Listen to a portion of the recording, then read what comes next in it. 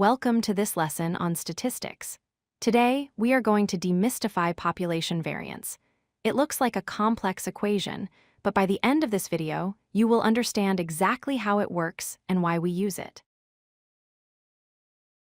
First, what exactly is variance? Simply put, it measures the spread of your data. If all your numbers are close to the average, the variance is low. If they are scattered all over the place, the variance is high. Here is the formula for population variance.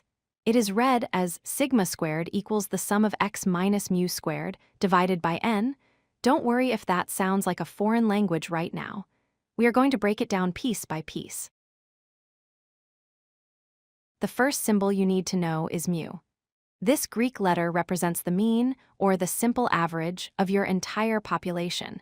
Before we can do anything else, we have to calculate this average. Next, we look at the part in parentheses, x minus mu.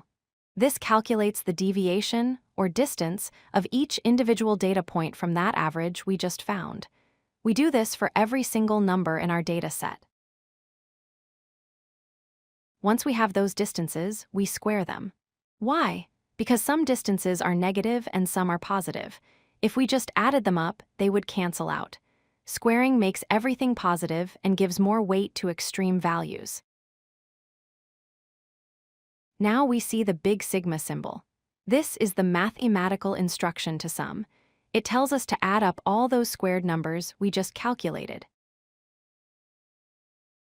Finally, we divide that total sum by nn stands for the number of items in the population.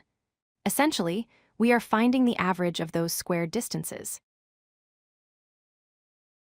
Let's try a real example with 5 numbers, 2, 4, 6, 8, and 10. First, we find the mean. Adding them up gives us 30, and dividing by 5 gives us a mean, or mu, of 6. Now let's create a table. For each number, we subtract 6 to get the deviation.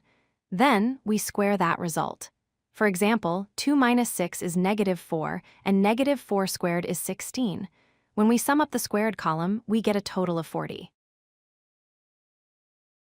We are almost there. We take our sum of squares, which is 40, and divide it by n, which is 5.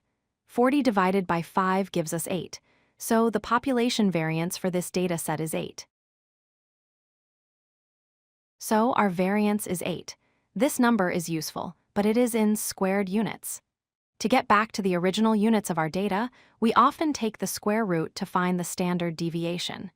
In this case, the square root of 8 is approximately 2.83. If you like this video, hit that like button and don't forget to subscribe. Visit codelucky.com for more such useful content.